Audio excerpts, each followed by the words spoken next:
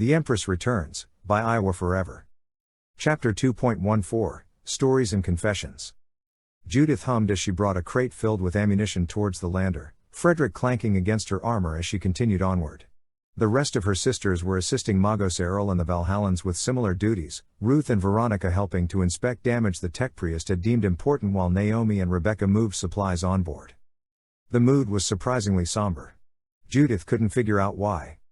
Solemnus, Alexis breathed as Judith drew closer. Why are we going to Solemnus? Did we do something to offend the Empress? Not unless Tara did something to offend her, Judith replied, passing the ammunition crate to the Valhallan. Alexis gasped as he tried and failed to handle the weight, the crate clattering to the ground as he sagged forward. She is coming with us, after all, and I doubt the Empress would be so eager to send her into danger after our experiences here. But Solemnus. Alexis protested, finally getting a good grip on the ammunition. Of all the death worlds she could have sent us to, why there? Why not back home to Valhalla? I guess there isn't anything of pressing interest to the Empress on Valhalla. Both the stormtroopers scoffed at this, but said nothing more. Judith straightened up, looking for a new task to attend to while the others continued their work. Where are Tara and Lord Matthias? Did the Empress call them away again? It is not our place to question the actions of the Inquisitor, Judith, Naomi said, taking the ammunition crate Alexis was still struggling with. If they need time in private, so be it. Well, we still need to watch over Tara, and you know what happens when you let her off on her own. She badmouths a Primarch and apparently commands Xenos? Alexis offered, drawing a few glances from the sisters. What? I was there too, and Lord Matthias didn't tell me to remain silent about matters. About what matters? Judith turned, almost smacking her face against Lord Meerschaum's chestplate. Apologies, I did not mean to interrupt. But I had heard rumors that you were on a mission to Solemnus. Orders from the Empress herself, Judith said, beaming up at the Forge Father. She wants us to haggle for some artifact that's on the planet. Tara was a bit lax on the details. Because it is not our place to ask such questions of the Empress's student, no matter how friendly she is. Ruth called. I see. Meerschaum nodded. I am sure we will have much to discuss on the matter during our trip. You are coming with us, Lord Meerschaum? Naomi asked, coming back down the ramp. Of my own accord, if that is an issue. Meerschaum stepped past Judith, taking up one of the remaining crates easily in one hand. The Lord of Solemnus is an old enemy of the Salamanders, and if the artifact you are pursuing is what I think it is imperative that I am there for it. Judith felt a shiver run down her spine. Tara and Matthias had not said much about the artifact the Empress had asked them to get, but the presence of Lord Meerschaum added another layer of intrigue. Excitement was not a vice the Empress condoned, according to the priests, but Judith could not help herself. We welcome your presence, Lord Meerschaum, Naomi said, giving the Forge Father a bow. Meerschaum gave the Sister Superior a smile as he headed up into the ship, the gangplank creating slightly under the bulk of his armor. See, the Empress has blessed this mission further with the presence of one of her angels of death. Judith chirped. I'm pretty sure that's not how that works, Judith, Ruth said, taking up the last of the supplies into the ship. Well, that should be the last of it. Now we just need Lord Matthias and Tara. Probably just stopping for a quickie, for all we know. Alexis muttered, causing Nikolai to slug him in the shoulder. What? Try to get yourself shot by the enemy and not by our allies, Alexis. Nikolai countered, pushing his brother towards the gangplank. Judith smiled, not really sure by what the Valhallans were on about, but from the way Sister Naomi shook her head it must not have been too important. It was about then that Judith heard something moving behind her. She turned, seeing Lord Matthias and Tara coming up to the ship. Tara looked nervous, eyes darting around from building to building as she followed behind the Inquisitor, while Matthias kept his head down and eyes focused forward. Lord Matthias, Naomi called, stepping down to greet the two. We have just finished loading and are awaiting. Naomi trailed off as Matthias kept walking, not even bothering to acknowledge the others as he stepped aboard the transport. Well, he seems in a hurry, Judith said, frowning as she looked to Tara. Is something the matter with the Inquisitor? Wha? Tara said, shaking her head as if she had just woken up. I'm sorry. There's just a lot I'm trying to deal with right now. A pause. What were we talking about? Lord Matthias, Naomi said, her face softening. Tara, you look ill. Are you sure you're feeling all right? Feeling? Tara's face flushed red. I feel great. And normal. Definitely normal. Yup, I'm just a normal psyker human just like everyone else, well, except for the psyker part, but that's fine, isn't it? She gave a sheepish grin, Judith and Naomi exchanging an odd glance before looking back to the frazzled young psyker. Perhaps you should go speak with Lord Meerschain, Judith offered, her smile returning. He will be joining us on this mission, and we know how you consider him a friend. Maybe that's what I need. Tara nodded. Yes, just someone I can talk to and not worry about being judged or shot or condemned or yelled at. Tara continued to rattle off various harsh reactions to whatever it was she was dealing with, slowly working her way up to the ship as Judith, Naomi, and the other sisters looked on.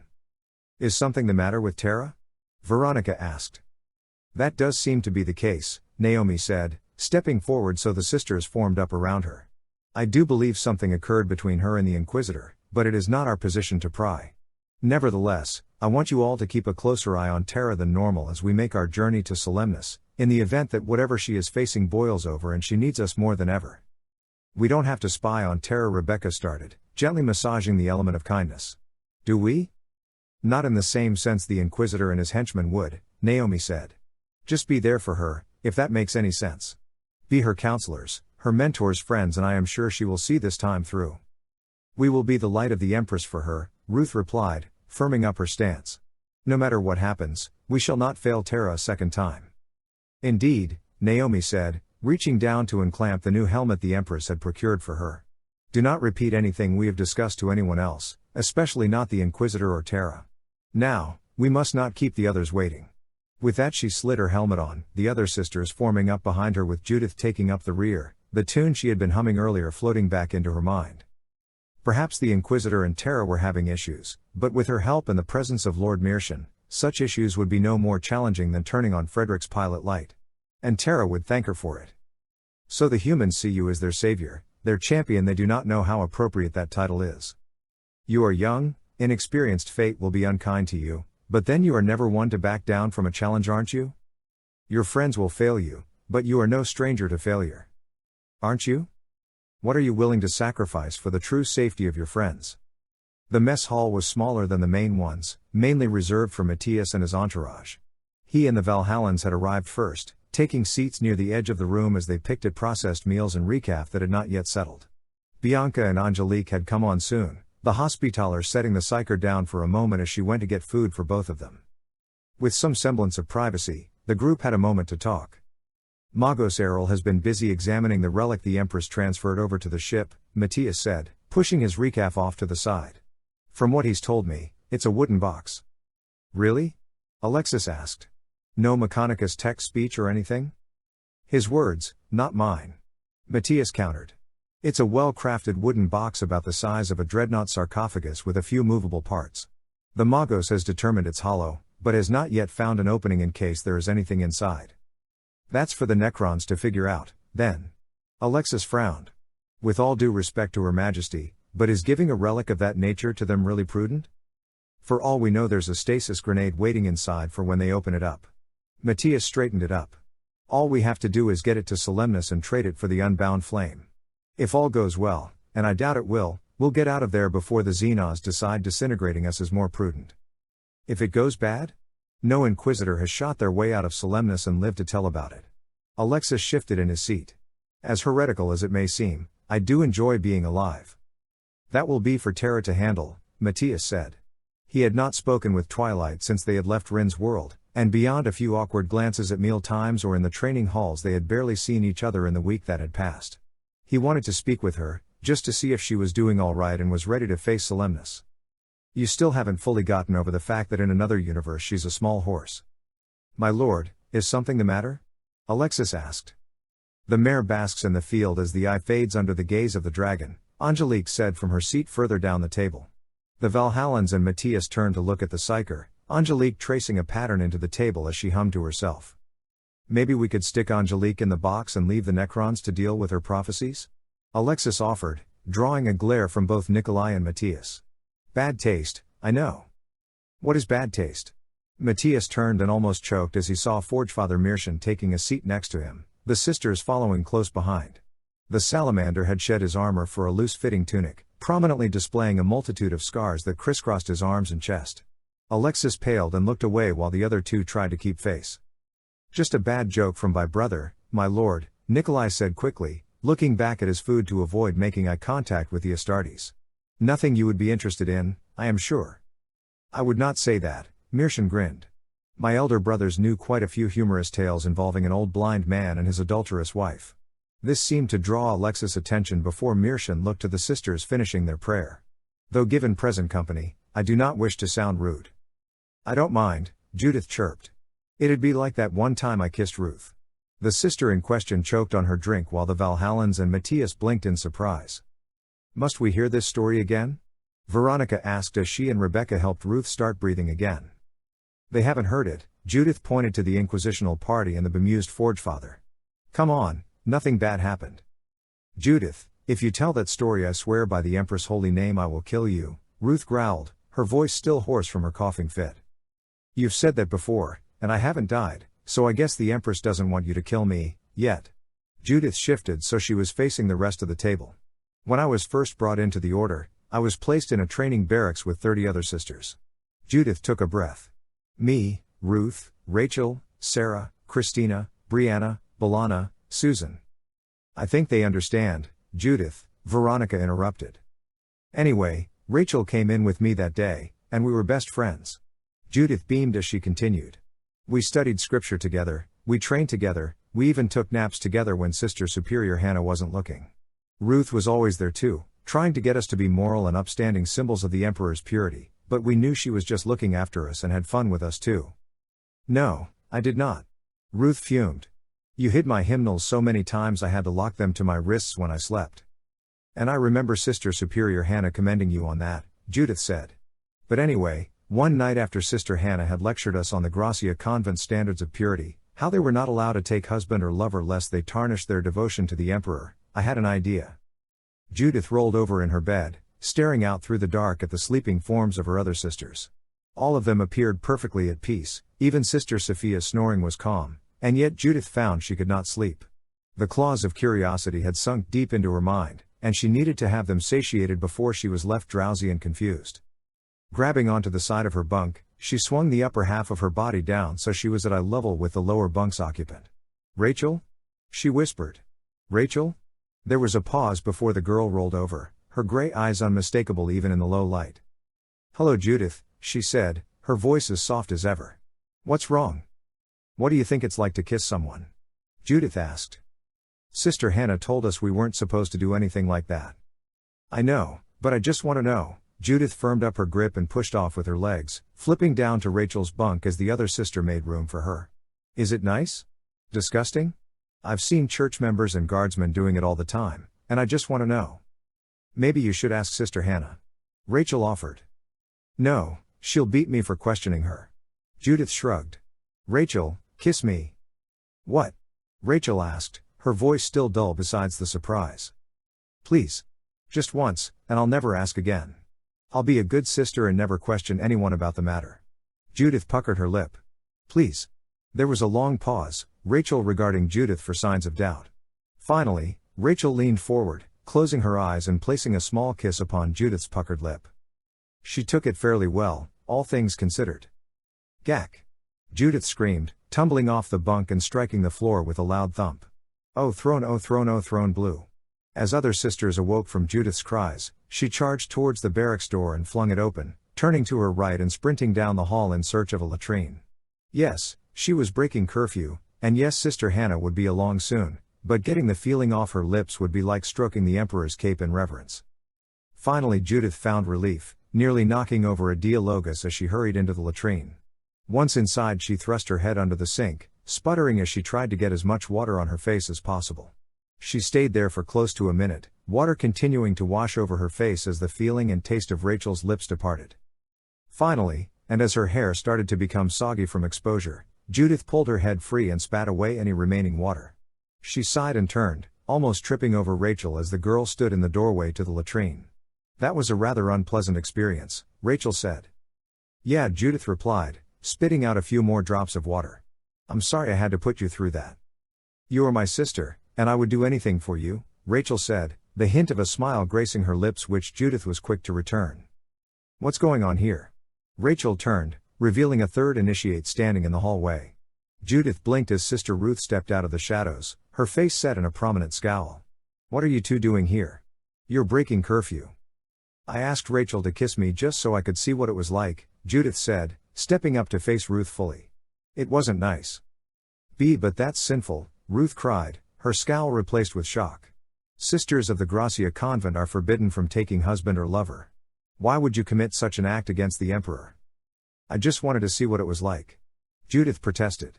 I love Rachel, but she's just my friend. Nothing sinful about having a friend, is there?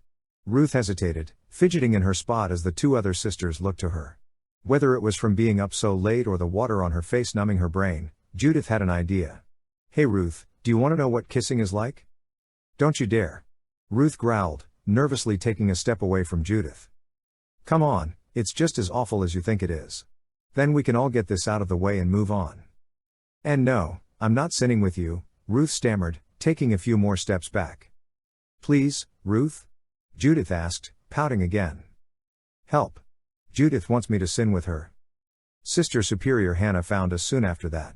Ruth got 5 paddles for breaking curfew and making too much noise, Rachel and I got 12 for breaking curfew, making too much noise, and kissing. Judith shrugged. I know some of our rituals do seem draconian, but I learned my lesson and we all grew from the experience. That was the only time I was ever disciplined, Ruth moaned, having buried her face in her hands. A perfect sister, ruined. It wasn't too bad, Ruth, Rebecca said, placing a hand on Ruth's back. You are still perfect in our eyes, and I'm sure the Empress too. Ruth just gave another moan of embarrassment and said nothing more. Matthias and Mershan seemed willing to spare the sister the embarrassment, while Alexis gave a small chuckle. Well, that was something, he said. Almost like when I found Corporal Sasha and Lieutenant Nikita in the Command Chimera on our deployment on Braxis 4. Please, Nikolai mumbled. The last thing I want to remember is more about Braxis 4. What happened there? Naomi asked. We were on deployment against heretics in the Gothic sector, so we have had few encounters with Tyranids beyond Rin's world. These two were sent to save me, Matthias said, taking a sip from his recaf. I was aiding an Adeptus Biologus mission to pick out some DNA strains to create more biotoxins for use against Cetus. Unfortunately for us, the Tyranids caught wise to our mission. Matthias pulled away from the dying broodlord. Unfortunately for him, the thing still had a death grip on his left arm. With a shriek of tearing metal he watched as the mechanical limb was ripped away from the rest of his body. He grimaced, shifting his power sword in his remaining hand so he could fetch his bolt pistol from where he dropped it, just in time before another wave of Genestealers came surging forward. Well, Errol can always repair it later. He stepped back to the makeshift defense line Errol and his tech thralls had assembled, the cyborgs pouring fire into the writhing horde of Tyranids while shrugging off strikes from bioweapons that would kill men with more flesh on them. Errol himself was near the center, gathering up a few samples one of the dying Biologus adepts had dropped. Any contact on an extraction? Matthias asked. Our communications to the Sanguinium martyrs appear nullified, the tech priest droned. However, my scans have indicated the Valhallan 79th is within acceptable range for a pickup. I have requested their presence per your authority. And what can be considered acceptable? Matthias asked. He did not have to wait long before a volley of rockets slammed into the Tyranid horde, 2 Valkyrie gunships swooping past as sponson-mounted bolters peppered some of the larger beasts. A few more Valkyries descended, pulling to a stop as soldiers clad in blue greatcoats came streaming out, las guns blazing as they moved to relieve Errol's tech thralls. Inquisitor. Matthias looked up as a man in a greatcoat and power fist approached, flanked by 5 more heavily armed and armored troopers. Captain Zhukov, Valhallan 79th. We received your missive and are here to extract your team. Get the Biologus out of here first. I'll do what I can to assist you holding the Tyranids at bay. My lord, one of the stormtroopers said, his voice muffled behind his face mask.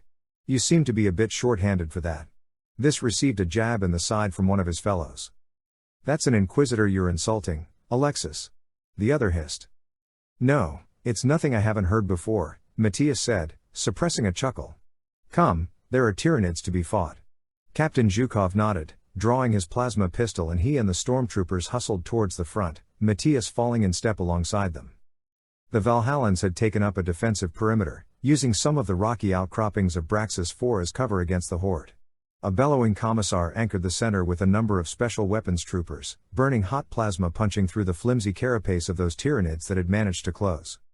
Of course, the Tyranids were swift, and for every one the guard killed, 5 more were eager to take their place. Keep your fire overlapping, Matthias called. This particular tendril loves to make its minions more than capable of dodging last bolts and bolter fire. The message made its way down the line, and quickly the volley of last bolts shifted so that there was next to no room for clever Tyranids to dodge through. Dozens fell dead with steaming holes punched through their carapaces, the tide shrinking back as they probed for a new avenue to attack. Matthias stepped up behind Captain Zhukov and his entourage, noting that one of their number was lying on the ground with a poison spike through the eye. "We'll need to get moving before the Tyranids send large beasts." "We've dealt with these creatures before, my lord," Zhukov replied, firing off another overcharged plasma shot into the ranks of the enemy. "I've received a signal from the Valkyries. Looks like the biologists are secured and out of danger." "Good." Matthias nodded.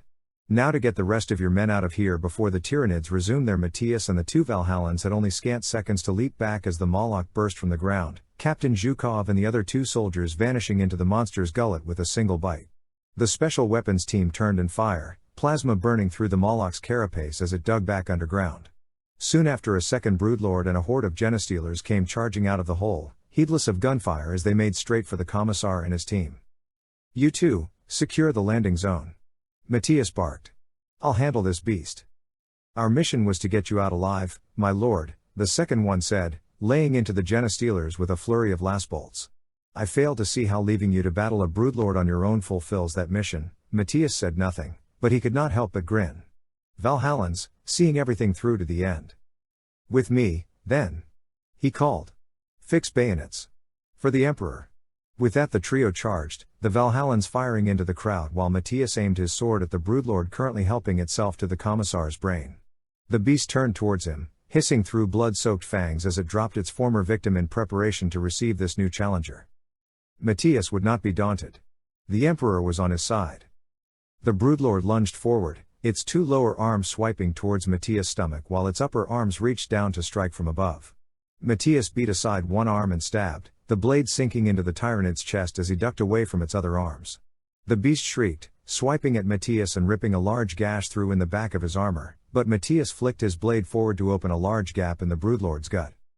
Matthias continued through, ending up behind the broodlord as it searched for him. He twisted his sword around in his grip and leapt, crying out as he planted the blade between the broodlord's shoulder.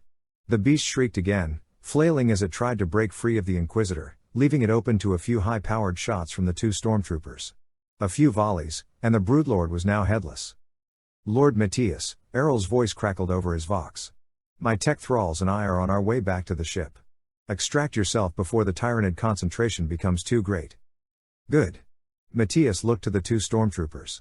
"I'll need a transport as well." "This way, my lord," the leading Valhallan ushered Matthias forward, waving down a circling Valkyrie. A number of the larger Tyranid organisms took potshots at the flyer, but at this range the various spikes and beetles fell far short of the Valkyrie. The two Valhallans cleared the way, waving for Matthias to hurry as he shook off a stubborn devourer from his boot. "Forward base 12. Matthias called ahead. "And Vox the rest of your company to pull out. Go, now." There was a call of affirmation as the Valkyrie took off. The transport shook from several strikes, but soon the sound of battle faded away, drowned out by the roar of the Valkyrie's engines. "Out alive," Matthias sighed, leaning back as he looked at the ruined stump of his cybernetic arm. Mostly he looked over to the two Valhallans who had accompanied him, one of them pulling off his face mask and giving a chuckle. "Well, Zhukov always did hate looking down." The stormtrooper mused. He paused before he looked up at Matthias. "Apologies, my lord. I meant no disrespect." "I've been in May battle zones, trooper," Matthias replied. "No need to apologize for whatever you need to keep your nerve." "Thank you, my lord." "Please, none of that right now." Matthias waved his remaining hand. "Matthias Velas. Thank you for the rescue. Being that most of my original retinue save Errol and Angelique were dead, I took the two on for some added muscle." Matthias finished, pushing aside his now empty recaf mug. "For the most part, it's worked out well. I like to think we've saved each other enough times to make up for that first battle, my lord," Alexis said. This drew a groan from Nikolai and a few bemused giggles from the sisters. "Well, I am glad to see that you all have strong bonds with one another," Mirshan said. "I can see why Miss Terra is so drawn to all of you." Matthias said nothing, his face dropping as he stared down at his empty platter. Present company was not unwanted, but to be reminded of Twilight of everything that he'd done to her. "Oh, so everyone is here." As if on cue the woman herself stepped up to the table, smiling over her food. Hello Myrschen. It's good to see you too. I am ever at your service, Miss Terra, the Forgefather said, smiling up at Twilight as she took a seat across from him. Lord Matthias was just telling us of how he and his two troopers met. Oh, I don't think I've heard that story. Twilight looked to Matthias. I'm sure it was something, wasn't it? Yes. Matthias pushed his platter forward and stood. I have some matter to deal with. Please excuse me. One of the sisters protested, but Matthias was already on his way out. He kept his head down, lest he betray any uncertainty, and did not allow himself to relax until he was well out of sight. He would need to speak with her but when the time was right. Twilight lay on her back, staring up at the ceiling. The humming of the Sanguinium martyrs would have been calming, but now it was just as foreboding as the day she first set foot on board. Looks like sleep won't be happening anytime soon. She grumbled, rolling up into a seated position as she massaged her head. They had only been in transit less than a week, and she had found little time to speak with anyone. Even Angelique was quiet after she had reattached herself to Bianca, raving about pillars of some sort not being broken. And Matthias. Twilight groaned again, standing up and grabbing a robe from a nearby table. Once she was dressed, she stepped out into the hall. Keeping her head low as she wandered somewhere. She knew the cruiser well enough now not to get lost, but with all that was happening around her she was not so certain anymore. Heading to one of the libraries and hunkering down seemed like a good idea if she had been heading in the right direction. She paused, listening as she heard footsteps coming towards her. She looked around, trying to find the source of the noise until she saw a familiar shape coming towards her from the shadows. Matthias.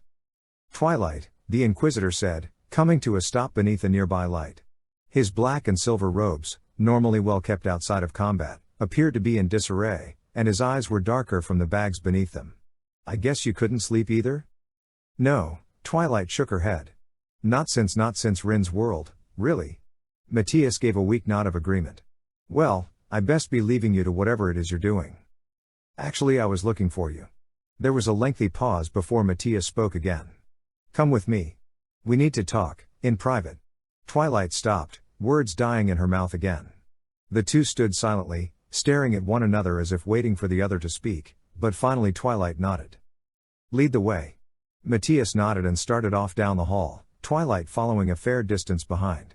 He said nothing, keeping his eyes forward as they walked, and Twilight was content to leave things quiet for now. All the better to think of what she was going to say. Matthias finally led her to a room just below the command deck, opening the door and letting Twilight in. Inside she found a modest room, a messy bed pushed off to one side, a few chairs and a desk covered in melted down candles and numerous tomes of xenobiology and religious theory. To the right, Matthias' armor was set upon a metal frame, his pistol and sword hanging on a small rack beneath. This is your room? Twilight asked, stepping further in as Matthias closed the door behind himself. For what it's worth, he replied. I spend so much time in the field I don't really have time or expenses to make it more homey. It's certainly better than that little closet I was in when we first got on the ship. Twilight walked to the desk, picking up one of the texts Matthias had left out.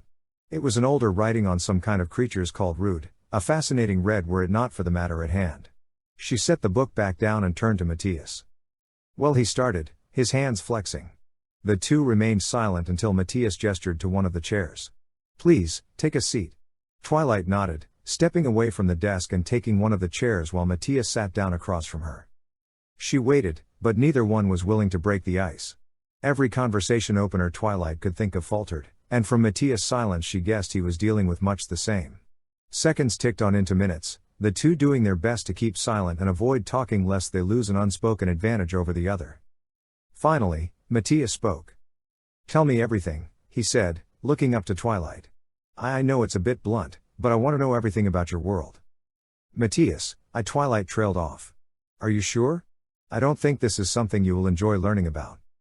No, it completely upends everything I've learned and believed in since I was a child, Matthias countered. But for my peace of mind, for yours, I need to know. Twilight swallowed again, shifting in her seat before she sighed and spoke. My full name is Twilight Sparkle, she said, hanging her head. I'm a unicorn, born in the city of Canterlot to my parents' Night Light and Twilight Velvet. I don't know, but before I came here I was the town librarian for a small village called Ponyville and personal student to Princess Celestia. She paused and looked up at Matthias. That's what we call the Empress. I gathered, Matthias said. How did the Empress come to your world? She told me that she was tossed there after battling the Chaos Gods millennia ago. It was a lifeless world, but she used her power to create a new world filled with life, hundreds of different creatures and beings. She paused, chewing on her lip as she thought of how to break the next bit of news.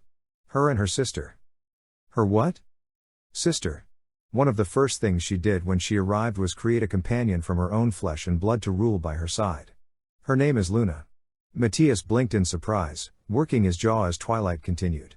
Ponies were one of her last creations, and she initially did not rule over them until a creature called Discord arrived and threw the world into chaos. So she battled the ruinous powers in 2 universes? Matthias asked. Well, having seen chaos here, I don't think Discord is one of them, Twilight mused. He seemed weird. But yes, soon after Luna was tempted by the dark gods and turned on Celestia, calling herself Nightmare Moon and waging war against Ponykind. Celestia only defeated her with these relics called the Elements of Harmony, one of which is currently strapped to Sister Rebecca's wrist. A pause before Twilight spoke again. Luna's back, though, and she's fully repented now. Matthias shifted before continuing. I see another pause before he spoke again. What are your people ponies? What do you know of mankind? I thought you all were just fairy tale creatures until Celestia told me of her past. Twilight shook her head. I imagine you'd probably think unicorns and pegasi are fictional too. Old Terran myths from what little I've read. Matthias replied. So you mean to tell me that all this time the Emperor was a female pony creating an entire race of beings to follow her? Twilight hesitated again, looking away from Matthias for a moment as if looking for someone else in the room to speak to. Finding none, she looked back to Matthias. Yes, she said. I know you think I'm crazy, or a heretic, or a crazy heretic, but that's what happened. Matthias was silent, looking down at the floor for a minute as he processed what Twilight said. Finally he stood up, stepping over to his desk as he looked down on the texts. Everything you just said, he started. Everything would be considered heresy of the highest degree. The Emperor, transformed into a Xenos, and building a new empire in the image of this new form. He stopped looking back towards Twilight. If I didn't know you better, or if I hadn't spoken directly with Her Holiness, I would have shot you on sight for speaking such theories. Matthias, Twilight stood and stepped towards him. I came here to help mankind, because the Empress needed my help. I know how you think of aliens and deception, but I never meant to hurt you or the others. I know. Matthias looked away. I will admit when I first learned, I almost shot you. But I didn't, because I wanted to hear from the Empress first. Because I didn't want it to be true. He moved towards his armor. But mankind for 15,000 years we have been attacked and exploited by threats within and without. I don't know what it's like back in your world, but I doubt you have had to face the same trials we have. Equestria is a land of peace in no small part to Celestia, Luna, and the actions of many soldiers and mages over the years. Twilight stepped forward, resting a hand on Matthias' shoulder. So no, we haven't had to face the constant war and bloodshed the Imperium has, but that shouldn't make my willingness to help any less important or valid. But it is more to take in than I am sure I can. Matthias moved away from Twilight. You are an alien, at the end of all things.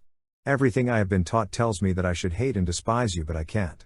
Matthias looked back to Twilight. Do you know what it's like to have all that you've believed is true to be turned on its head? To learn that your God created an entire race of beings separate from you, and you've been trained to think that these beings would be an abomination to all that you know? I learned that the mentor I thought I knew was once a bloody-handed warlord in a universe that's tantamount to hell, and I saw that hell for myself, Twilight countered, her voice going soft. We're not too different in that regard, I suppose. Matthias did not say anything, turning away from Twilight for a moment. Twilight waited for several moments before continuing.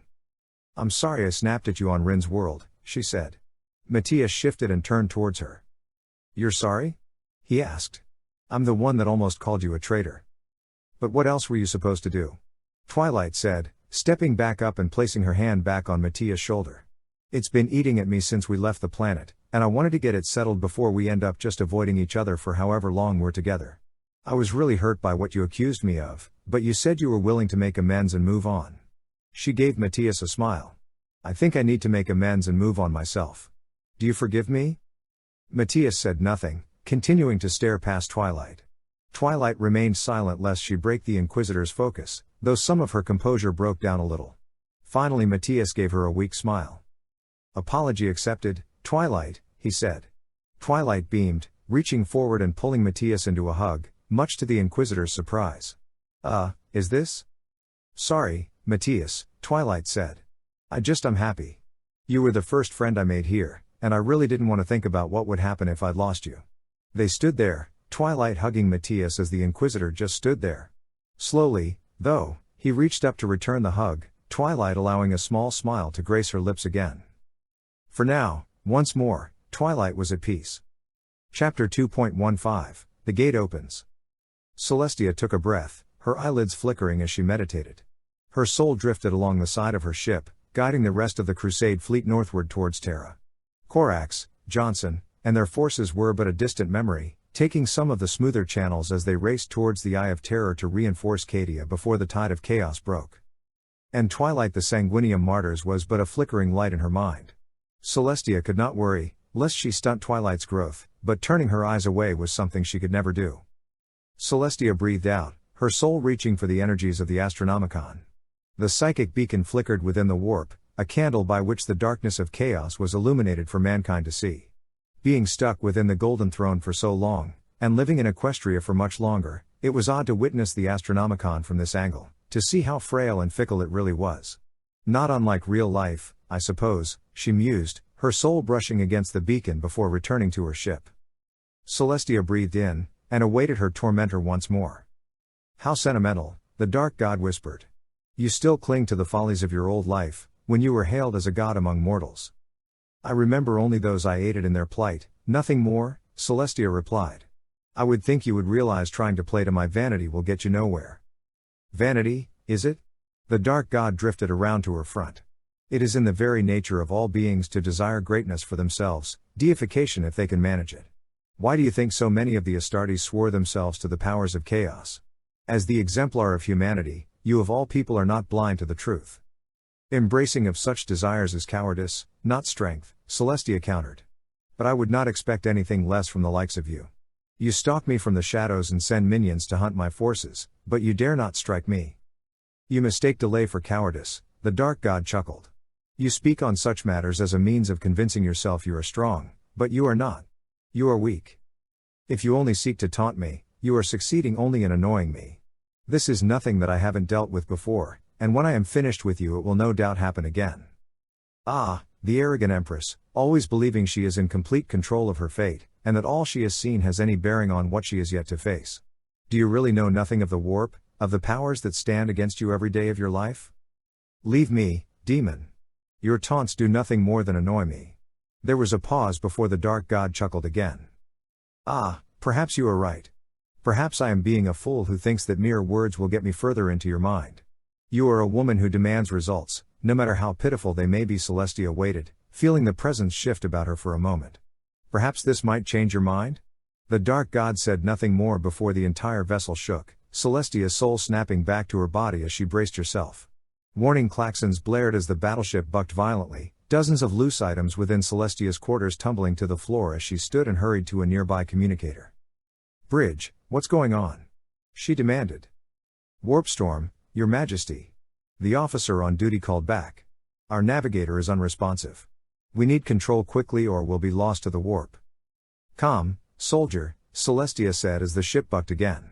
I will take control and guide the fleet out. Return to your post and make sure all are in ready positions. She did not wait for a response as she sent her soul out again, raising a few mental shields as she surveyed the situation. The warp was in turmoil, more so than any time she had observed it before. Furious waves of psychic energy battered against the battleship, accompanied by the harsh wailing of hundreds of voices. Celestia braced herself, her energy mixing with that of the ship's machine spirit once more as she did her best to retake control. Around her she could feel the rest of the Crusade's psychers and navigators crying out for assistance, some quickly latching on to her psychic presence while others flailed helplessly into the dark. Beyond was death. Beyond, she could hear 10 billion souls crying out in pain as their world was cleaved in two. Cadia dies, my sons, and I have failed. No more. Celestia shifted her energy, pouring her will against the storms around her. The warp calmed, ever so slightly, and more of the Crusade's vessels began to slip within the boundaries of her psychic presence. She reached further, battering back wave after wave of demonic energy as it tried to punch through her defenses to get at the hapless humans within her sight. Some, she was not quick enough to save. Ah, to see how one suffers when they realize the foundation of their faith is naught but ash, the Dark God mused as Celestia watched a medium transport flicker and die from demonic assault. Can you really save them all? I have done so before, demon. Celestia snapped, reaching to draw 3 more navigators back to her. Your stunt is nothing that I have not triumphed over before. You will not take more of my subjects this day. It is perhaps too late for that, but then if you claim not to be a god as you have, then you would have realized that a long time ago, Celestia growled, reaching out again to beat back more of the encroaching warp storm. How is your favored student, by the way? Is she as confident as you are in this regard? Celestia froze, even that those that remained of her fleet finished binding themselves to her aura. The presence of the dark god lingered, even if it did not make any further action against her. Celestia shifted her vision, breaking through the tide in search of the Inquisitor's cruiser. All she could find was the swirling tide of the Imperium, and the mocking presence of the dark god. Twilight, no. Oh, I can assure you she will be well taken care of, the dark god hissed. 10,000 years of drifting among the tides of the Imperium will pass like a day to her perhaps. The warp is such a fickle thing, is it not? You will not harm her. Celestia slashed at the warp, the flickering light of the Sanguinium martyrs appearing before her. Even with your power you cannot hide her from me. No, but what of your fleet? Celestia's gaze shifted back, and she could see that a number of scout vessels had disappeared, only screams lingering in the Imperium. Oh dear, did I strike a nerve again? You seek to divide my power. I am a fair god, at the end of all things. I will let you have your student back, all I ask is for more of the desperate souls under your command. Celestia's soul flared, a bolt of power blasting through the Imperium towards the presence of the dark god. The creature retreated, but did not depart from her. You say you have power and yet you cannot even save those you care for. Is that a challenge? Prove that you are who you say you are. Prove that you truly are a match for the powers of chaos. Save them all, your soldiers and your student. Save them and prove once and for all that you really are the God Empress of mankind. Celestia focused her power, working once more to keep the navigators bound as the warp storms lashed against her. Gently, she reached out through the warp, brushing aside the tides as she reached out towards the cruiser. She strained, doing her best to hold her power steady as she reached, yet the light seemed to slip further from her. She applied more power, cementing her base and eschewing gentleness as he reached for the Sanguinium martyrs. You kept the Astronomicon open for millennia. You held off the powers of chaos for longer still. This dark god has no power over you, or the Imperium, or Twilight. I am Celestia, and I will not be broken. She strained again, wincing as she felt some of her ships begin to slip away once more. She could save them, she just needed more time, more focus. The ship shuddered, and Celestia's power surged. She finds herself standing on a violet disk, surrounded by small motes of light. Ahead, she can see Twilight, the young woman standing with one arm at her side, clutching it nervously with her other. There is a pause before Twilight turns to her, her nervousness falling away as her eyes brighten. Princess, is that you? Yes, Twilight, Celestia says. She takes a step forward, but Twilight is still so far away. Are you all right? The dark god attempted to destroy the fleet and you, but I think I have broken through. Twilight says nothing. Instead, her face falls and her worry returns. Princess, can you hear me? She asks. Celestia blinks before speaking. Twilight, I can hear you, Celestia says, her voice quivering. You can hear me too, can't you? Princess Twilight drops her head, her hands tightening. I had thought you'd be here, that everything you said about the warp and time was true, she sighs. Maybe it is, and maybe the universe is just trying to break me again. No, Twilight, Celestia replies, even if her student cannot hear her. Well, maybe, but I haven't abandoned you. I would never abandon you. Even if you are cast beyond my sight, I will find you. They need you, Princess, Twilight continues, looking up at Celestia, through Celestia. They need you now more than ever. I don't really know what all is going on, but the Imperium needs their Empress. They need you, I need you. Twilight sighs. I know this message will reach you, you've never let me down before. Twilight, wait, Celestia steps forward, but Twilight is already fading from her mind. Twilight. Twilight. She will not hear you, a voice says from behind her. Celestia turns to see a creature dressed in a purple and orange checkered frock, its face hidden behind a pointed clown mask and hat. Though your efforts were not in vain, the Twilight Maiden is beyond your grasp. Sigorok, Celestia growls, turning to face the Eldar god. What do you know of my student's whereabouts? 7 years pass before she realizes what has happened, and her vision seeks out greater prizes than you realize. The laughing god replies, his mask unchanging. Your journey must diverge from hers, if she is to be all that she is meant to be. I do not need more of your riddles, Celestia says. What do you want? Believe what you like, but I am here to help you. Sigorok holds out his hand, a violet gem materializing before Celestia. When you awake you will find yourself above the world of your first victory. The enemy has opened a portal to the warp there, toss this in, and it will be repurposed for our use. Then, you may step through the portal and speak to me where the enemy will not hear us. Celestia regards the gem for a moment before looking to the Eldar god, even as he keeps his unblinking gaze upon her. You know I cannot trust you, she says finally. I would be surprised if you did. Sigorok chuckles, fading from view and leaving the stone hovering before Celestia. But in these dark times, who do you really have to turn to? And with that the laughing god disappears, leaving Celestia alone with the stone and her thoughts. Leaving the stone and forging ahead would be prudent, perhaps rational given the circumstances and the company she is dealing with. But in these dark times, who do you really have to turn to? Celestia says nothing. Instead, she reaches forward and grabs the stone. Empress? A voice called through the vox. Empress? Are you there? Celestia blinked, her eyes adjusting to reality as she hefted the, surprisingly heavy, stone in her hand. I am fine, she said after a lengthy pause. What is our status? We've exited warp space and are in orbit around. There was a pause. Caesarea 4? That wasn't anywhere near our scheduled route. The warp storms must have pushed the fleet off course, Celestia mused, quietly so the officer did not hear her. The fleet? We are reporting 5% casualties in ships, with a number of incursions and other damage. The officer replied. Most of our warships were unaffected, though. Celestia remained silent. 5% thousands of souls she had lost. Damn that creature. We will have to make do, she said finally. What is the situation on the planet? We will need supplies for repairs if we are to make it back to Terra. That will be difficult, Empress. The officer started. There appears to be a number of warp anomalies on the world, and the Ordo Malleus has placed the space around it in lockdown. I am certain that with your presence we can get through, but it will be some time before we can repair and move on again. No doubt there was a pause before she spoke again. Does the Ordo have any ships in orbit? I would have words with the Inquisitor that initiated the lockdown. Another pause. Leading strike cruiser Sword of Redemption, with escorts. Shall we hail them?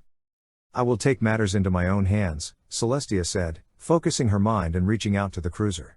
Alert my companions for battle. I think 30 of them shall be more than sufficient to turn back this tide. Yes, Your Majesty. And with that the Vox winked out. Celestia closed her eyes, reaching out to the Sword of Redemption in search of an astropath to speak to. The warp tingled as she pressed on, demonic energies probing for weaknesses before they realized just who they were dealing with. It seems the Dark God has lost interest in me, she mused. Good. Finally, she found a connection to the inquisitorial cruiser. Who is this? The thoughts of the astropath replied. Do you not recognize me, my child? Celestia asked. There was a pause before the astropath replied. Empress? Yes, it is me. What is the situation below? We are not quite sure. Lady Olivier and brother Captain Elias departed for Caesarea's surface 3 hours ago, but the demonic energies have blocked them from our sight. Vox communication is sparse and we cannot break through psychically. Celestia nodded, even if the astropath could not see her. Do you have their last known location? She asked. Yes we do. There was a pause as the image formed in Celestia's mind. This Inquisitor Olivier appeared to be on a plain several kilometers away from the main city, near the center of the warp storm. Will that be sufficient? More than sufficient. Celestia rose, setting the Eldar stone down and summoning her armor as she did so. Now, let us be rid of these demons once and for all. The Poxbringer moved far faster than it had any right to, Inquisitor Sarai Olivier sweeping her greatsword around to block the demon's pus-covered blade from stabbing her. She stepped to the right and jabbed outward, the hilt of the blade crashing against the demon's skull and flecking her with a cascade of broken teeth. The demon merely grumbled in response, striking again as Sarai stepped away, her rebreather working overtime to deflect the pungent odor coming from the monster. The demon had no chance to follow through on a second strike, though, for a massive hammer lashed out and crushed its spine in a single blow. Its owner was a space marine in silver Terminator armor, his face hidden behind a pointed helmet wreathed in psychic energy. Sarai stepped back and allowed the Grey Knight to finish his work, the Astartes stomping on what remained of the demon's back before pulping its head with another strike from his demon hammer. That one slipped by my attention, Sarai said as brother Captain Elias stepped forward to shield her from the rest of the demonic horde. Apologies. There is no need to apologize, my friend, the Grey Knight replied, the air before him shimmering before 4 plague-bearers exploded in white flames. You have provided more than enough guidance for me and my brothers in our mission so far. Sarai was certain Elias was overstating the fact, but did not press the matter. Instead she brought the Cassandrite greatsword around, the blade humming with holy energy as she took in the situation before her. Elias and 12 of his fellow Grey Knight Terminators held the line, hacking and slashing at the unholy mix of demons. Beyond, a glowing column of dark energy rose from the ground, a beacon for the foul creatures of the Imperium to flock to. The unending horde continued to rush onwards, contained only by the Grey Knights and whatever PDF forces still remained after the Orc invasion the previous year. Tall odds, but the Ordo Malleus had faced far worse. Sarai scanned the seething ranks of the enemy, searching for the leaders among the demons. She spotted one, a snake-bodied she-demon armed with 4 swords, eagerly whipping its fellows on in anticipation of slaughter. Sarai raised her hand to her head, pushing back the brass headband resting on her brow as she reached out with her powers, her soul brushing up against the demon's mind just enough to catch its attention. Sarai shifted her thoughts, delving deep into her memories as she held off the demon's presence. Images of her time aboard the black ships, the crushing emptiness when surrounded by the Sisters of Silence, all of it filled her mind and sent a numbness down her body. Just as it seemed that she would fall into a standing stupor, she lowered her mental shields, just enough to make a connection to the demon. Only now, Sarai had altered her memories such the demon stood in her place. The effect was immediate. The demon shrieked, dropping its swords as it clawed at its body in an effort to feel anything beyond crushing numbness. Sarai kept the headband up, grimacing as she waited for Elias to storm through the horde towards the beast. With a wild swing he took the she-demon across the face, its head exploding in a shower of warp energy as the demon hammer struck. Sarai gasped as she dropped the headband back down across her head, normality returning to her thoughts once more. Pausing only to push a lock of red hair out of her eyes, she took up the Cassandrite greatsword once more and snorted before charging back into the fray, cleaving a demonette from head to hoof on her first strike. Elias shifted to allow her some room, his storm bolter blazing as he raked it across the advancing demons. Have you made contact with the ship yet? She asked, backing up against Elias as the demon tide rushed back in. Our voxes have not broken through yet, the brother captain replied. And my psychic abilities have made little headway as well. Don't worry, Sarai said, blocking a strike from a group of demons. Once we close the portal we should have a clear line through to the ship. That does not really help our situation here. I do my best to stay optimistic about some things, Elias. The Grey Knight grunted, flicking his free hand forward and launching a stream of lightning into the horde, more demons exploding from the force before screaming back to the void. Well, he's in a better mood today, Sarai mused, bringing her sword around in preparation for another strike from the horde. The attack never came, for a brilliant bolt of golden light slammed into the ground several meters from her position, vaporizing the unlucky demons that strayed too close. Even as it dissipated, the custodes within leapt into action, twirling their guardian spears about in a deadly dance that tore through the demons as if they were little more than air. Of course, that paled to she who stood within their midst. The one person in all the Imperium Sarai did not want to face. She stood well over 10 feet tall, though how much of that was her own stature or the bulk of her armor Sarai could not guess. Her multicolored hair whipped about her, sparkling in the light of the psychic energies radiating from her body. In her right hand she clutched a flaming sword as long as a man was tall, while her left was clad in a massive lightning claw tipped with wicked talons. A scarlet cape clung to her shoulders, the clasps hidden behind the bulk of her armor, and like her hair fluttered in the wind like a war banner as she sized up the enemy before her. The Empress of Mankind, Princess Celestia, was standing before her, and all the human formerly known as Sunset Shimmer could do was gawk. The Custodes and the Grey Knights were similar in their approach to combat, quick actions that boggled the minds of mortals but were still consistent of human combatant. Watching the Empress, though, was like watching an erupting volcano or a hurricane striking a town. She plunged into the demonic ranks, her sword flashing forward so quickly a curtain of fire surrounded her as the enemy was burned to ash. The demon tide quickly turned to a rout, the hordes melting away as the anathema fell upon them, leaving only a broken mess of bodies in her path. Inquisitor? Sarai blinked as Elias called to her.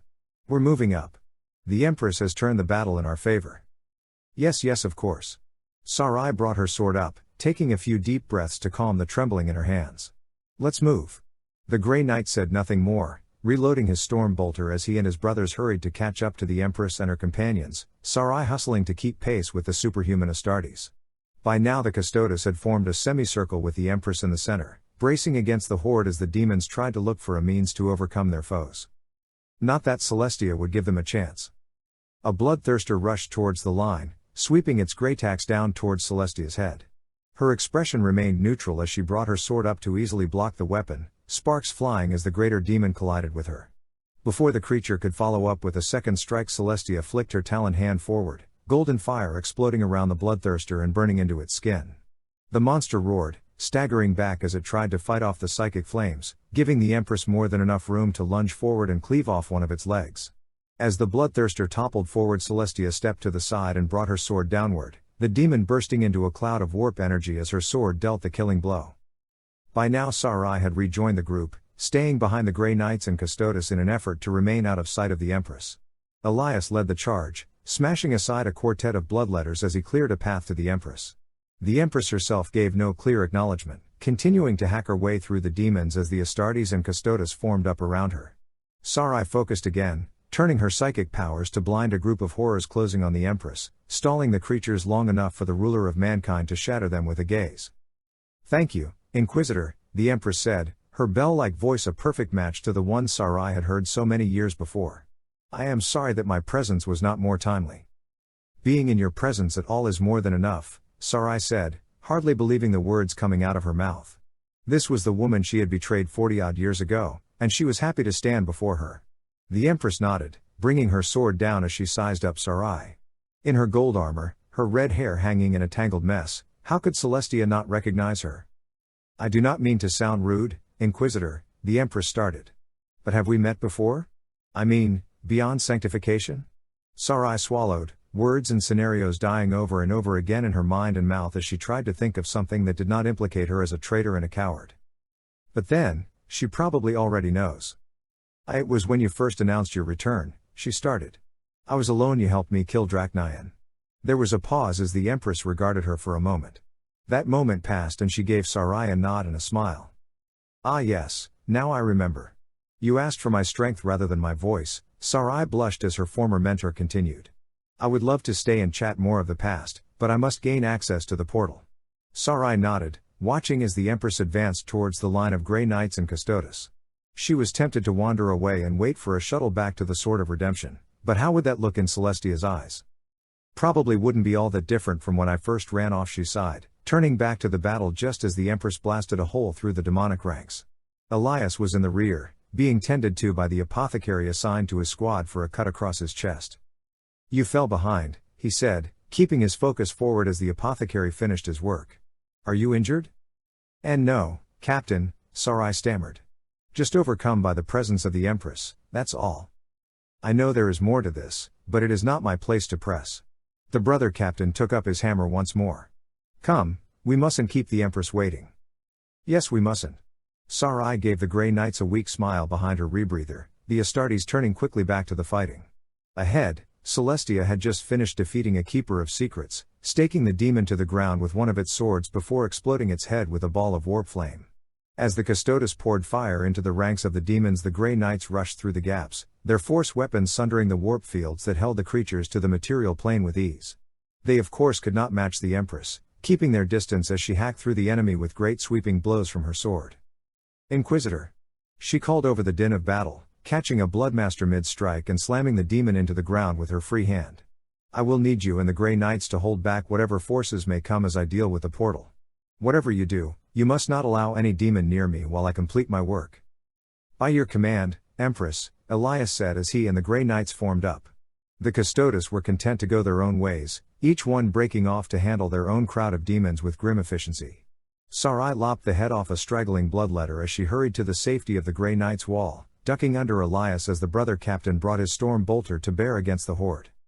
"Hold the line," she said, bringing her sword to her back to store it away.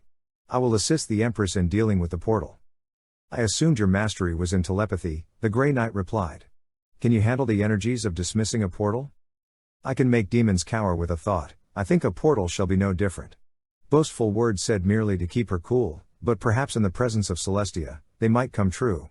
Sarai made her way up towards the portal, the sound of gunfire and clashing blades drowned out by the drone of the portal.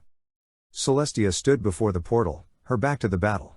Her sword had been stowed away, and Sarai could see a large gem sitting in her palm. Even with the headband dampening her powers, she could feel the energy of countless souls radiating from the thing, but the Empress would not be so careless to pick up a tool of the great enemy. Perhaps it was alien in origin. Celestia cast a glance to her. Inquisitor? What are you doing here? Sarai stammered. Why was she up here instead of assisting with the battle? Was she going to try and help her mentor with the portal as she said? Or was it just another excuse she had made in preparation of betrayal? No. Never again. Sunset Shimmer died a traitor's death in Equestria. I am not a traitor anymore. I wanted to see if there was anything I could do to help, she said finally. As you helped me before, so I wish to help you now. The Empress regarded her again, the stone in her hand glittering in the light. This will be dangerous, Inquisitor, she said. The powers I am dealing with may be more than you can handle. Perhaps, but I am willing to give up my life for your cause. Sarai firmed up her stance. Let me assist you. I am more than ready. There was a flicker behind Celestia's eyes, her gaze softening ever so slightly. Sarai hesitated, pondering if perhaps she had stepped a bit too far in the Empress' eyes. Very well. Celestia turned back to the portal. Brace yourself, then. The energies of this portal may react in ways I have not anticipated. Sarai nodded, digging her heels in as she firmed up her power. Celestia raised her free hand, golden energy flowing down her arm as she hefted the stone in her hand and tossed it into the portal. Pain stabbed into Sarai's head as soon as the gem dissolved into the portal. She grimaced, raising her hands as if it would do anything to slow the pain. Celestia braced herself, though if she felt any pain from the fluctuating portal she was doing well to hide it. A wall of force slammed into the two, blowing Sarai's hair back and nearly knocking the headband off her head. As she struggled to get her powers under control, she remembered. Mama, I'm scared. Mama, I'm scared. You are a tool of the Inquisition, nothing more. Break him, now. You are a coward, Sarai. You will never understand the power we face. And you will die for your ignorance. No. Never again. Finally, the pain subsided. Sarai jammed the headband back down, stumbling forward several steps as she regained her balance. The sound of the portal had changed. The hum was higher, more consistent in its vibrations, and smelled faintly of pine. She looked up, blinking a few times as her eyes adjusted to the light. The Empress stood alone, her hand resting on her sword. The portal was now a brilliant purple color, with two lithe figures standing before the portal. Empress, the first one said. The Hall of the Great Fool awaits you. Harlequins? Empress, Sarai said, stepped forward towards Celestia. Can you trust these Xenas? No, she said after a lengthy pause. But for the sake of the Imperium, I must do this. She stepped towards the portal, the Eldar slipping in before her before she turned back. Inquisitor. I have a task for you. Whatever you ask, Empress, Sarai said quickly. My student, Terra, is lost in the warp near Solemnus, Celestia said. Find her, even if it takes you the rest of your life. Sarai said nothing. A task for the Empress was not to be taken lightly, but to find one woman among the tides of the warp, even one as powerful as Twilight Sparkle. I will not fail you, Empress, Sarai said finally. I know. And with that the Empress stepped forward, the portal rippling as she vanished from sight. Sarai stood in silence, watching as the light from the portal flickered and died. Silence reigned around her, broken by the thumping of Elias' footsteps as he made his way up to the portal. Inquisitor? He asked. Sarai did not say anything at first. Inquisitor, what are your orders? Search the area, make sure no more demons are hiding out, she said, turning to face her friend. Then we head back to the ship. The Empress has a new mission for us. Chapter 2.16, Sigorok. Stepping into the Black Library was an experience that few had witnessed, and even fewer had lived to tell about. The psychic field that surrounded the dark craft world was powerful enough to repel any and all that it deemed unworthy, those still corruptible by the chaos that resided within them. Those that did make it through, supposedly, were challenged and questioned by the guardians within, to prove themselves worthy of the knowledge that resided within the vaults of the Eldar. That challenge, Celestia now faced. Wind lashed as Celestia's hair as she found herself standing on a snow-swept cliffside. In the dark she could see currents of snow whipping through the mountains around her, an intricate dance that would have captivated her if her mission was not so pressing. Faintly she thought she could see small motes of light from towns and other settlements, but passed it off as a mere trick of the light. Her armor was gone. Instead Celestia found herself dressed in a grey cloak and hood, a weathered stave clutched in her right hand. A psychic trick, no doubt, but even as she probed further she could not find a means to dispel the illusion yet. As she looked around for a meaning behind the change, her eyes fell upon a domed building at the top of this particular peak. No, he is taunting me. Celestia reached further, trying to dispel the illusion and return her vision to normal. But nothing seemed to connect, and all she was left with was an image of the Church of the Lightning Stone, as battered and worn as the day she burned it down millennia ago. She tried again to reach for the building, only for something to push her powers back into her soul. If you wish to see what you want, you will have to confess before the altar, the voice of Sigorok whispered, twisting around her and up towards the damned church. If you seek to break me by reviving moments from my past, you would not be the first to try. Celestia countered, tugging at her cloak as she made her way towards the church. It is hard to break something that was never rebuilt in the first place, isn't it? Celestia did not bother to answer. Under normal circumstances she would strike the creature and be on her way, but this was Sigorok's realm and she needed his help, as much as the idea tasted bitter in her mouth. So she did what she could, clutching her stave and starting towards the church. Perhaps in the past, she could find answers for the future. The trek up to the church was just as easy as she remembered, even when she was unarmored and alone. Doffing the hood, Celestia pushed the door open with her free hand, a blast of warm air greeting her as she stepped inside. The interior was just as she remembered it, worn rows of pews leading up to the altar, modest pillars supporting the dome while a glorious fresco of her defeating the void dragon peered down on those who would gather below. And lounging before the altar, a curved sword in one hand and a marionette of a Chaos Lord in the other, was the laughing god of the Eldar. Do you know what one of the funniest jokes your kind has told is? He asked, idly flicking his fingers about to make the marionette dance. I did not know you took stock in our kind of humor, as sparse as it is these days, Celestia said as she closed the door behind her. This merely caused the laughing god to live up to his name. Ah, this is a very old joke. I think you will find it most amusing. Sigorok paid no attention to her, continuing to let the Chaos Lord dance. A puppet dances upon a string, to tunes that he will never hear. He looks upon himself and says, I am a puppet, and I see my strings. I understand I am pulled by fate, and resign myself to dance forevermore. The Eldar god cackled, all but tossing the marionette into the air. Celestia merely frowned. I do not see what's so funny about that, Celestia said, crossing her arms over her chest as Sigorok continued to laugh. So narrow a thought in someone that claims to know all, Sigorok replied, finally looking to Celestia through his mask. The puppet sees the strings and concludes that is the extent of his understanding. Merely the fact that he dances vindicates his actions and his wills, and thus makes him conclude there is nothing he can do to move beyond.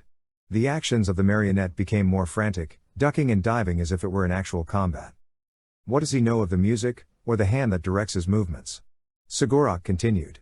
Does he know or care to know about the patrons, the lord who commissioned his dance, or the craftsman who carved his face? Of course not. By seeing only strings he sees his actions are guided, but he is too clever and self-focused to wonder who is behind the hand, or why he dances upon such strings. A pause, the marionette falling still as the laughing god leered up at Celestia. Do you know what happens to puppets that see only the strings? Enlighten me. There was a flash, Sigorok lashing out with the sword to cleave the head from the marionette, the Chaos Lord slumping over in death. Silly Emperor, the laughing god said, Celestia certain the grin on his mask grew wider. You should know better than to ask questions that you already know the answers to. He tossed the marionette and the sword aside before rolling up to his feet and staring down at Celestia. Now, perhaps you have questions you do need answers to. I came here for your assistance, not riddles, Celestia said, setting her stave on a nearby pew. My people are assaulted by the powers of chaos, and as painful as it is for me to say this, I cannot stand against them alone. You seem to be doing fine right now. The Eldar god countered. Letting a portion of my fleet die and watching Cadia burn does not strike me as fine, Celestia snapped. This dark god tests my power at every turn, yet is too much of a coward to face me directly. Much like you, he lurks in the shadows, taunting and manipulating but deigning to strike me directly. As your fears do, Celestia blinked as the scene around her changed. The Church of the Lightning Stone vanished, replaced by the Bridge of the Vengeful Spirit during that fateful battle over Terra. She saw Horus legions and her companions locked in battle, frozen at the moment of time when humanity's destiny hung in the balance. I both envy and pity humans, Emperor. I envy that you are so confident in your abilities that you can charge forward into perilous situations with a smile, yet I pity you that you are slaves to such desires to break and resolve everything, even if it is not yours to confront. Just as your kind spawned Slanch? Celestia asked, stepping around the image of a traitor marine falling to the guardian spear of a custode. But perhaps more so, Sigurok countered, his voice drifting around Celestia as she walked further into the vengeful spirit. Ahead she could see the spot where she and Horus dueled, only to find the laughing god had dismissed that image for one of him lounging upon a golden throne. All mortals hold the idea that they are masters of their fate, and so charge ahead to their doom. The Eldar saw where that led them and fractured, but in the end pursued the same doom as they had before. Some returned to debauchery, others chose martyrdom to strike down she who thirsts. And the dark god beat them to the punch, Celestia said as Sigurok faded from view, the image of Horus and her past self battling to the death returning to its place. I would think you would be proud of Slanch's death. The Eldar are now free of its control and can, perhaps, reclaim some of their dignity. Perhaps, but what good is the death of a wolf when you must now face the lion that killed it? Celestia felt the laughing god circling her, but unlike her verbal duels with the dark god she felt no need to raise her guard any further than it already was. I would have found a means to kill it and be done with it, but perhaps I dance upon strings of my own as do you.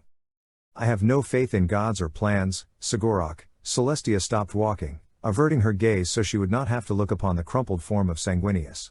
The spirit of humanity is one that defies all that try to dampen it, to direct it down paths contrary to its growth.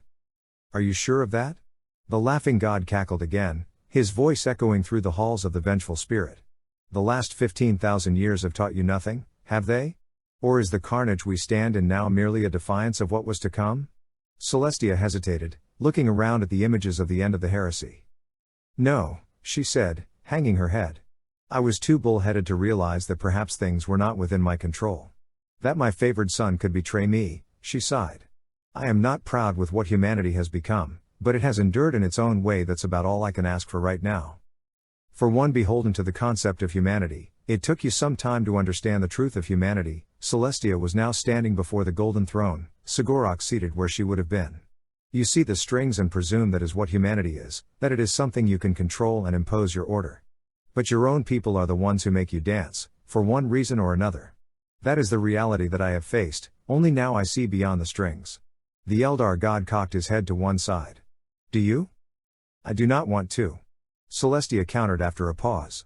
I am no god, just a very powerful human in a position of lordship. The humans call me God Empress, and I suppose I play the role that they might have something to believe in beyond superstitions or worse. But in my mind I know the truth, and if I am a puppet as you say, it is merely the role I dance to rather than the one I accept. Which is? Celestia said nothing, looking away from Sigurok for a moment as she mulled over his question. Fortunately for her the laughing god did not seem eager to force the point, or perhaps he already knew what her answer would be and merely wanted to string her along. You have no answer, do you? Sigurok asked. I am not surprised. Many do not have such answers, or merely delude themselves into thinking it is something beyond what they are meant for. If you merely wish to psychoanalyze me, I believe you could have done so without bringing me here. Celestia took a step towards Sigurok, raising her head to meet the Eldar god's face. Perhaps you would answer a question that I don't know the answer to. Who is the dark god? Are you sure you do not know the answer? Sigurok replied. Celestia's jaw clenched as she glared at the laughing god, to which the Eldar replied with a shrug. The dark god is everything you despise. If that answer does not terrify you, then you are a greater fool than I. I do not suppose you could give me more specifics? My duty is to reveal the path by which the truth can be found. If you cannot figure the answer out for yourself, you are truly lost. Celestia's jaw tightened further. Obviously the Eldar would not give her a straight answer, and sussing out what the creature meant would take time that she could not spare. Pure chaos stands in ascendancy, she said. Every vice, corruption, time of loathing, all made manifest and spearheaded by my wayward sons. My sins lay bare before me, and I am only beginning to make up for the wrongs I have inflicted. She looked to the laughing god. If the dark god is all I despise, I have no reservations of bringing my power against it. The question I have is whether you do or not. Movements are being made that you cannot perceive, actions taken that will see friend and foe torn asunder. The area around them had shifted once more, only now Celestia found herself standing in familiar territory, a dark craft world surrounded in the low light of the webway, a number of harlequins peering down through the wraithbone spires at the Lord of Humanity and their patron deity. Behind the Eldar god Celestia could see a low wraithbone arch, before which stood a number of Eldar dressed in black hooded cloaks and horned masks, all of them looking at her with dead eyes. The question you must ask is how much further you are willing to go for those you would consider friends. Merely expending your energy, Death? You know my answer, Celestia said, her hand falling to her sword now that it and her armor had been returned to her. I have given myself freely to the service of mankind. I have borne its weight upon my shoulders time and time again. What is one more time, if it sees chaos undone and mankind freed of its tormentors? There was a pause, the Eldar regarding her before Sigorok chuckled. Well, it looks as though this puppet may see the hand it dances too. Celestia remained silent as the laughing god turned towards the arch. Pass through the gate and you will find all the knowledge you need. From there, you will make haste to Kamara, for an item of great value to you or your enemy rests within its cages. My children shall show you the way. Kamara, Celestia repeated. What relic will be waiting there? Again asking questions you already know the answer to? You need only think deeper on what lies within the dark city. The Eldar god stepped away. Now go, for the hour draws near when you will be tested further than you have ever been. Remember, your enemy is closer than you can imagine, and you must face it before you are to achieve all you desire. Celestia stepped forward, not even bothering with a response to statements she already knew to be true. The solitaire stepped through the arch, disappearing into the gloom as she stepped forward. She would have continued if Sigorok did not speak again. One more thing, the laughing god said. I don't suppose you heard more of the prophecy concerning the dark god. I have heard enough, Celestia said. The game is broken, only destruction remains. Ah, but there is more to it than that, and you know it. Sigorok did not draw closer, but Celestia could feel his presence looming over her. The great game is broken, old gods cast aside. Only destruction remains, for the ruler of mankind has died. Celestia's jaw tightened again, her hand flexing ever so slightly. She waited for something more, perhaps some comment from the Eldar she could retort to, but nothing was forthcoming. I have heard many prophecies about my death, Sigorok, she said. That will not stop me from doing what is needed. No doubt. Celestia turned forward, stepping into the arch of the Black Library and disappearing from Sigorok's sight. He stood quietly, watching as the Empress disappeared from his view. He could still sense her, delving deeper into the halls of the Black Library for the knowledge she sought, knowledge that rested within her already. Still, the tools she would find would, perhaps, help her on her way, but it was not for him to point her directly to the answer. Where was the fun in that? Why do you feel the need to lie to her? A soft voice said from behind him. Sigorok did not turn, but he knew who stood behind him, an Eldar maiden, dressed in flowing green and white robes, her two-toned black and blonde hair held back by a prim braid. Lie? Sigorok answered. My dear Aisha, I did not lie to her. I merely told her what she wished to hear, and what she needed to hear. To say I lied to her is to twist my words further. Humanity is our last hope, Sigorok, Aisha countered. Our strength may be growing once more, but it will never be as it once was. You know as well as I do it will be man, not the Eldar, that plunges the dagger into chaos heart once and for all. So why do you hide information that will hasten such matters? Because she will not accept it, Aisha. Now Sigorok turned to his fellow god. The knowledge we hold will be the undoing of chaos and the doom of the dark god, but if the Empress learns of it, her well-meaning actions will snuff the spark before it has a chance to grow into the fire that destroys the great enemy. You know the prophecy as well as I do. As I whispered the portents as the changer of ways fell, I know it well. Aisha twisted her hand, revealing a purple-clad woman standing before a red-skinned giant. Though day breaks in the darkest of tides, not all portents bode ill. For the final doom of chaos resides in the Twilight Maiden from Ponyville.